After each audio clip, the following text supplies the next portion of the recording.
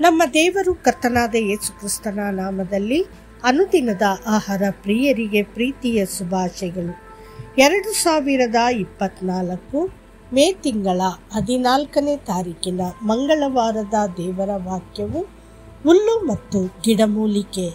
ತರುವಾಯ ದೇವರು ಭೂಮಿಯು ಹುಲ್ಲನ್ನು ಬೀಜ ಬಿಡುವ ಕಾಯಿ ಫಲ್ಯದ ಗಿಡಗಳನ್ನು ಬೆಳೆಸಲಿ ಮತ್ತು ಬೀಜವುಳ್ಳ ಹಣ್ಣಿನ ಮರಗಳನ್ನು ಅವುಗಳ ಜಾತಿಗನುಸಾರವಾಗಿ ಹುಟ್ಟಿಸಲಿ ಎಂದು ಹೇಳಿದನು. ಹಾಗೆಯೇ ಆಯಿತು. ಆದಿಕಾಂಡ 1:11. ದೇವರು ನಿರರ್ಥಕ ಮತ್ತು ರೂಪವಿಲ್ಲದ ಭೂಮಿಯನ್ನು ಸರಿಮಾಡಲು ಬಯಸಿದನು. ಸುಂದರವಾದ ಮರಗಳನ್ನು ಬೆಳೆಸಲು ಅವನು ಭೂಮಿಯನ್ನು ಹದಮಾಡಿದನು. ದೇವರು ಭೂಮಿಯ ಮೇಲೆ 3 ಪ್ರಮುಖ ವಸ್ತುಗಳನ್ನು ಸೃಷ್ಟಿಸಿದನು: ಹುಲ್ಲು, ಗಿಡಮೂಲಿಕೆ ಮತ್ತು ಹಣ್ಣಿನ ಮರಗಳು. ಇವು ಈ ಜಗತ್ತಿನಲ್ಲಿ 3 ವಿಧದ ಕ್ರೈಸ್ತರ ಮುನ್ಸೂಚನೆಗಳಾಗಿವೆ. ನಾವು ಪ್ರತಿಯೊಂದು ಪ್ರಕಾರವನ್ನು ಹೆಚ್ಚು ವಿವರವಾಗಿ ನೋಡುತ್ತೇವೆ ಮತ್ತು ನೀವು ಯಾವ ವರ್ಗಕ್ಕೆ ಸೇರಿರುವಿರಿ ಎಂಬುದನ್ನು ನೀವು ಪರಿಶೀಲಿಸಬಹುದು.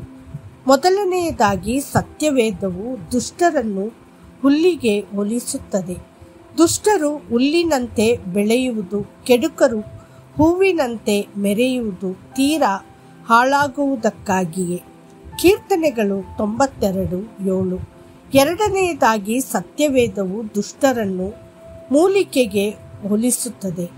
ಕೆಟ್ಟ ನಡತೆಯುಳ್ಳವರನ್ನು ನೋಡಿ ಉರಿಗೊಳ್ಳಬೇಡ, ದುರಾಚಾರಿಗಳಿಗೋಸ್ಕರ ಹೊಟ್ಟೆಕಿಚ್ಚು ಪಡಬೇಡ.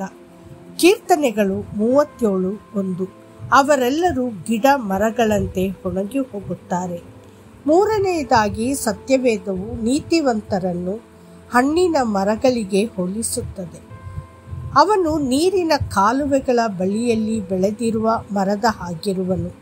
ಅಂಥ ಮರವು ತಕ್ಕ ಕಾಲದಲ್ಲಿ ಫಲ ಕೊಡುತ್ತದಲ್ಲ, ಅದರ ಎಲೆ ಬಾಡುವುದೇ ಇಲ್ಲ, ಅದರಂತೆ ಅವನ ಕಾರ್ಯವೆಲ್ಲವೂ ಸಫಲವಾಗುವುದು.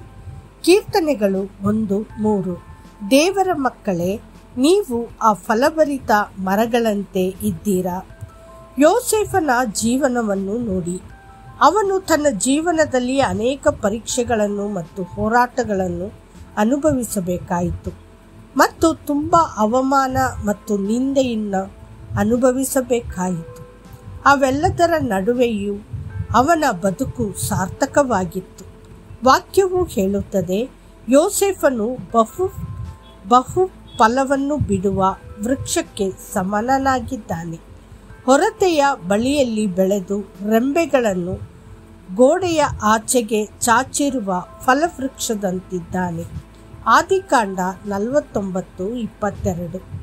ದೇವರಾದ ಯೆಹೋವನು ನಿಮ್ಮ ಜೀವನದಲ್ಲಿ ಫಲಪ್ರದತೆಯನ್ನು ನಿರೀಕ್ಷಿಸುತ್ತಾನೆ. ನೀವು ಉತ್ತಮ ಫಲಗಳನ್ನು ಮತ್ತು ಸಮೃದ್ಧಿಯನ್ನು ಹೊಂದಬೇಕೆಂದು ಅವನು ನಿರೀಕ್ಷಿಸುತ್ತಾನೆ. ಕರ್ತನಾದ ಯೇಸು ಹೇಳುತ್ತಾನೆ, ನಾನು ನಿನ್ನನ್ನು ಆರಿಸಿಕೊಂಡೆ ಮತ್ತು ನೀನು ಹೋಗಿ ಫಲವನ್ನು ಕೊಡುವಂತೆ ಮತ್ತು ನಿನ್ನ ಫಲವು ಉಳಿಯುವಂತೆ ನೇಮಿಸಿದೆ. ಯೋಹಾನ 15:16. ಅನೇಕ ಜನರ ಜೀವನದಲ್ಲಿ ಎಲೆಗಳು ಮಾತ್ರ ಕಂಡುಬರುತ್ತವೆ ಮತ್ತು ಹಣ್ಣುಗಳಿರುವುದಿಲ್ಲ. ಇವು ಸಂಪ್ರದಾಯಗಳ ಎಲೆಗಳು, ಆಚರಣೆಗಳ ನಾಮಮಾತ್ರದ ಕ್ರೈಸ್ತ ಧರ್ಮ ಅಥವಾ ಬಾಹ್ಯ ನೋಟಗಳು. ಕರ್ತನು ನಿಮ್ಮಿಂದ ಅಂತಹ ಎಲೆಗಳನ್ನು ಎಂದಿಗೂ ನಿರೀಕ್ಷಿಸುವುದಿಲ್ಲ. ವಾಸ್ತವವಾಗಿ ಅವನು ಅವರನ್ನು ಅಸಹ್ಯಪಡುತ್ತಾನೆ. ಆದರೆ ಅವನು ನಿಮ್ಮಿಂದ ನಿರೀಕ್ಷಿಸುವುದು ಆಧ್ಯಾತ್ಮಿಕ ಫಲಗಳನ್ನು.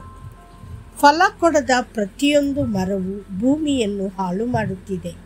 ಅದಕ್ಕೆ ಸುರಿದ ನೀರೆಲ್ಲ, ಗೊಬ್ಬರ ಮತ್ತು ಅದನ್ನು ಬೆಳೆಸುವ ಎಲ್ಲ ಪ್ರಯತ್ನಗಳು ಕೇವಲ ವ್ಯರ್ಥವಾಗಿದೆ. ನಿಷ್ಪ್ರಯೋಜಕ ಜೀವನವು ಸಂಬಂಧಿತ ವ್ಯಕ್ತಿಯನ್ನು ಮಾತ್ರವಲ್ಲದೆ ಅವನ ಸುತ್ತಲಿರುವ ಎಲ್ಲರನ್ನೂ ಹಾಳು ಮಾಡುತ್ತದೆ. ಕರ್ತನು ಬಹಳ ದುಃಖದಿಂದ ಹೇಳಿದನು. ಬಳಿಕ ಅವನು ತೋಟ ಮಾಡುವವನಿಗೆ, ನೋಡು, ನಾನು 3 ವರ್ಷದಿಂದಲೂ ಈ ಅಂಜೂರದ ಮರದಲ್ಲಿ ಹಣ್ಣನ್ನು ಹುಡುಕುತ್ತಾ ಬಂದಿದ್ದೇನೆ, ಆದರೂ ನನಗೆ ಸಿಕ್ಕಲಿಲ್ಲ. ಇದನ್ನು ಕಡಿದು ಹಾಕು, ಇದರಿಂದ ಭೂಮಿಯು ಯಾಕೆ ಬಂಜೆಯಾಗಬೇಕು ಎಂದು ಹೇಳಿದನು. ಲೂಕ 13:7. ದೇವರ ಮಕ್ಕಳೇ, ನೀವು ಯೆಹೋವನಿಗಾಗಿ ಫಲವನ್ನು ನೀಡಲು ನಿರ್ಧರಿಸುವಿರಾ? ನೆನಪಿಡಿ, ಬೆಳಕಿನವರಂತೆ ನಡೆದುಕೊಳ್ಳಿರಿ.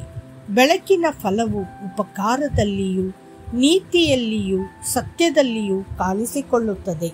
ಎಫೆಸದವರಿಗೆ 5:9.